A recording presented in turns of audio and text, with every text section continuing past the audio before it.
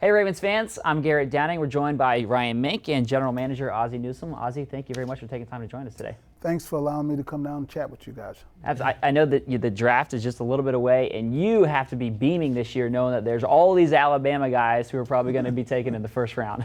Well, yes, I did. I was talking to their recruiting coordinator on yesterday, and I was telling them there's a chance all 5 may be gone by the time we get a chance to pick. But, it's a credit to that organization down there and their ability to go recruit players and then develop them. Same things we try to do here. Do you kind of hope one of those Bama players slips down to 29? Well, I mean, I don't want to tip my hand, but they are good players, and I've had the opportunity to watch them for 3 or 4 years. But if one's there, it could make our decision tough. How often is it, as you're going through this process, watching tape, scouting all these guys, that you really fall in love with a guy? And how often are you able to get one of those guys that you end up falling in love with? Very seldom, and so we try not to fall in love. I try not to fall in love. I fell in love with Haloti, and we were able to get him. But what we try to do is to just grade the players for what they are. The biggest thing that I talk to John, Eric, and Steve about is once a player gets to Baltimore, we know who the player is. We know what his strengths are. We know what his weaknesses are. And so we can help that player become a better player while he's here, but also a better person. So I try not, there's a lot of players that I love, but I know that some of those guys will be playing with Cleveland, Cincinnati, and Pittsburgh. So, I kind of, balance myself a little bit. Last year, I remember you said, in this draft, we will take a wide receiver. Is there a position this year that you will take a player 1 through 7, rounds 1 through 7, at that position? The board was stacked really well at the receiver position last year. No, I don't think so, because I think, our team can be upgraded in a lot of areas, and we will attack those areas, but we will do it based on the board. So to be able to come away and say, we're definitely going to take an offensive lineman or we're definitely going to take a pass rusher, I can't say that right now because it could be some other positions that are graded higher. I feel like this is something that's been talked about for the past couple of years. But in terms of Ray Lewis and Ed Reed, when you're going through the draft process and you're drafting, are their long-term plans and their futures, do they impact the process? I started trying to replace Ray Lewis 6 years ago, and it's still, he's still going.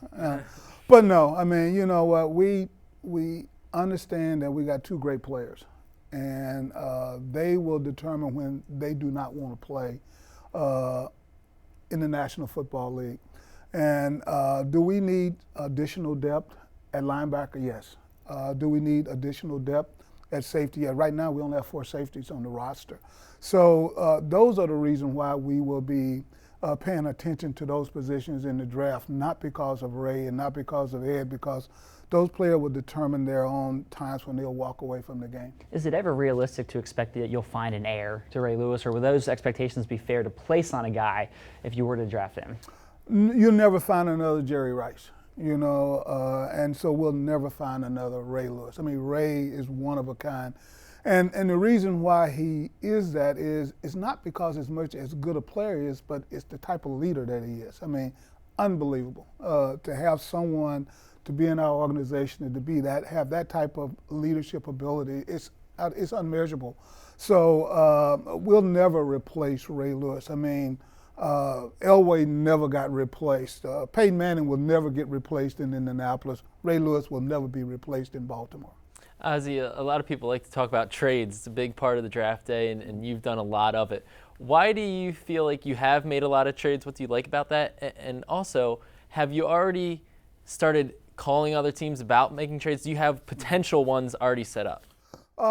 The first question, to answer the first part of the question is, if we start to cover the player, I mean, when Michael Orr was coming down the board that year, then we felt like, that was a position of need. We needed to get another tackle. We had Gaither to be able to solidify that, so it allowed us to go and get Michael Orr. With Haloti, I mean, he was right there, and Phil and I were going back and forth. And then there are times when we'll move back, like we did when we gave up the picks for Anquan, and we wanted to have more picks in the draft, and so we we got the good offer from Denver, and we decided to move back. So we just go in prepared to do either. And as of now, we have not started to talk to teams.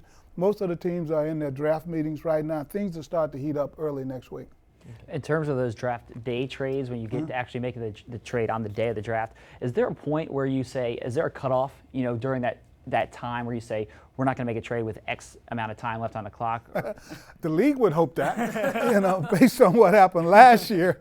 No, I mean, what we try to do is if I'm on the phone talking with a team, then I have Pat on the phone talking to the league office. And a lot of other teams do the same thing. They'll have one person talking with me and one person that will be on the phone to the league office. It didn't happen that way last year for whatever reason. But no, I mean, we think we can get it done with 30 or 35 seconds to go on the clock. We think we can still get it done. So you're saying that you will have trades early next week when things heat up. You will have trades before you go into the draft that will already. Yeah, we will have talked to teams, and I will call 4 or 5 teams ahead of me. Hey man, you thinking about moving back? Yeah, we thinking about it. And well, these are my picks. And we all work off the same chart, and then we'll call teams behind us also and say this, hey man, there's a good chance I might want to move back. Hey Ozzie, you're in a good spot. We might want to come up to get a player if he makes. Normally it's all about a player making it to a certain spot that determines whether you will make the trade to go up or the trade to go back. When you, as a general manager, I'm sure there's a sense of pride in terms of having a great draft, finding a steal in free agency. What do you enjoy more? Is it finding some of these gems in the draft, or is it in free agency? Well, I enjoy the process. And the process starts in August and September when the scouts leave here. When the scouts come in, when the coaches get involved, when Steve and Dick get involved. I enjoy the whole process, but my enjoyment is the 3rd or 4th year when the players are in the league and they have played up to where we thought they were going to. We have been able to mine that potential and get them to play to the level that they are capable of playing. That's when I really feel good about it. One player that obviously took a big step last year was Terrence Cody, in his second year. And you predicted that. You said he was your breakout player of the year candidate before it even started. So we'll give you some major props on that. If you were I'll never make that proclamation again, though, because I put way too much pressure on Terrence for doing that. Well, then that takes away my question. You don't have a guess. No, I won't do that. That our PR guy wrote me into doing a telephone interview, and I didn't realize it was going nationwide. So I thought I was only talking to like 15 fans in Dundalk or something. Well, one other thing about Terrence is he had such a unique background. He really came through a lot, and a number of guys that you've drafted have come through that. Torrey Smith, a prime example from last year. Michael Orr, really prospered despite tough backgrounds.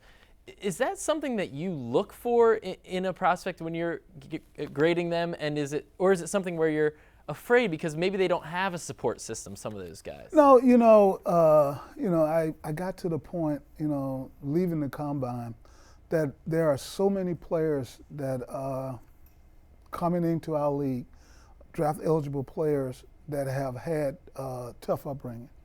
And so, to me, I applaud those players for making it this far, because there are so many other players that were similar to those guys that didn't make it, So it's a pat on the back to those players to be able to get to the opportunity where they are good enough to be thought about coming into the National Football League. And what they've overcome is a blue star in my mind, Now it's up to us to be able to determine, which are those players and what are the personality traits that we think we can deal with, that we can help them, and do they really want the help? When they get here, do they want to improve themselves? And so, Torrey was unbelievable in the mental toughness. You know what? And the way that it's tough when Suggs is out there getting on our own players about their performance in practice. But if Torrey didn't have the mental toughness that he displayed as growing up in his life, he would not have been able to survive all of that harassing he was just getting from his own teammates. When you're drafting near the end of the first round this year, where you drafted and had a lot of success, throughout the history, what is the key, and is there an art to drafting at that point in the draft in the first round? Well, at the end of the draft, there are certain positions that you have a chance to either get the top player on your board at that position or the second. Safeties, offensive linemen, a center or a guard, linebackers, inside linebackers, guys that are not pass rush. Those guys normally get pushed down. You know, people are going to take great left tackles. They're going to take big receivers. They're going to take pass rushers. They're going to take corners. Those guys are going to go. So if you're picking at the bottom of the round, you got a chance, if you're in a need position to get one of those positions, then you got a chance. And you can take Ed Reed, was no doubt the best safety that was in the draft that year, so we take him. So we do use that as a formula, but what we also do is, you know, we take the opportunity to see, well, what is the fit? You know, we having our coaches involved in the draft, we want to know, well, where's he going to fit? What room is he going in when he gets in? Then, you know, what do we have a plan in place for the kid before he gets there? And we put all that together, and then that allows us to have some success. Ozzie, so much attention gets paid to the first round, and how much do you really like the later rounds? I mean, because that's sometimes where some of those real gems, Pernell McPhee, for example. You know. Well, yeah, you know what? That's where your scouts earn their money. You know, because they have convictions about guys that are now drafted on day 3, and it's hard to be able to look at 400 players. I don't look at 400 players. So you have to trust the process and then trust the people in the process. And that's where our area scouts come into play. But, you know, we enjoy that, you know, to be able to get a young player. But we found out that if you're picking in those rounds, if you find somebody with speed and toughness, then they got a chance, because that's what translates into being good special teamers. And if you become a good special teams player, you got a chance to be a good positional player. How many players would you say that you do look at in each draft? It varies from year to year. It varies. I'll probably see about 200 players. That's still a lot of tape. Oh yeah, you know, and I still got a lot more to watch between now and then. But I've come to trust our scouts. You know, most of those guys, they start off in the organization. They get a chance to be around all of us, and they come up a certain way. So I really trust those guys in what their eyes and what they have to say.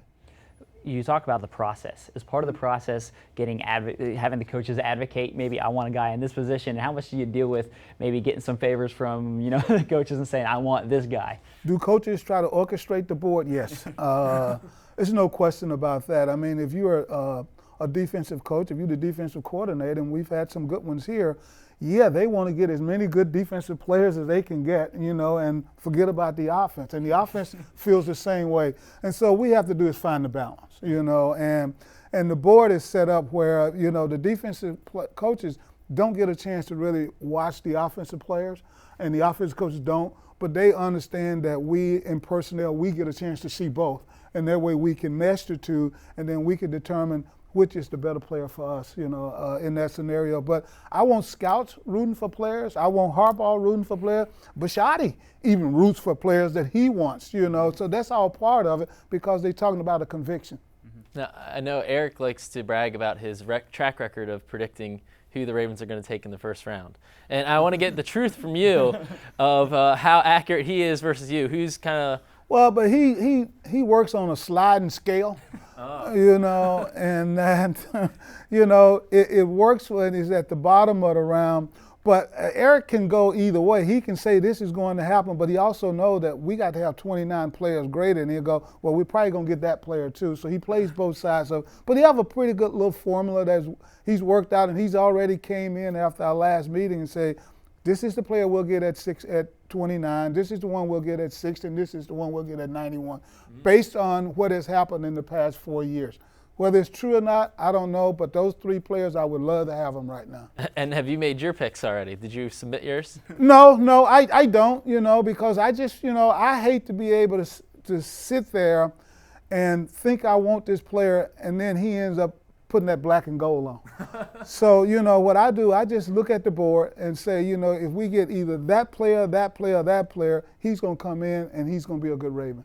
We talk a lot about the draft. There's a couple guys on the team still right now that a lot of people have questions about. I'm just curious to get an update from you on the negotiations with certain guys, with Joe Flacco and Ray Rice and Kerry Williams. We're in talks with all three.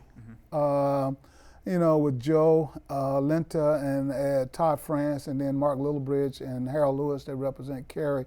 We're in talks with both. One thing that's already been established is that all three will probably be on our team this year, will be on our team this year.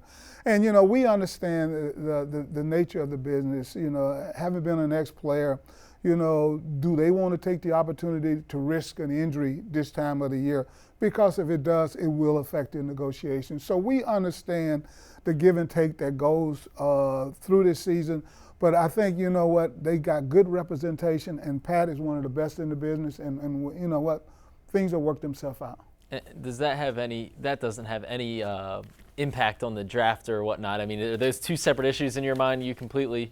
Oh, yeah, because those guys are going to be on our team this year. Right. So, we keep that separate, and we try to bring in the best player. Now, would we have trouble if Luck and Griffin falls all the way down to 29? Yeah, we would. But, I got a feeling the phone would probably be ringing. Well, I don't expect either of those guys to be there at 29, but I guess we'll have to wait and see. But, Ozzie, thank you very much for taking time to join us today. And make sure, Ravens fans, you keep it locked right here on BaltimoreRavens.com.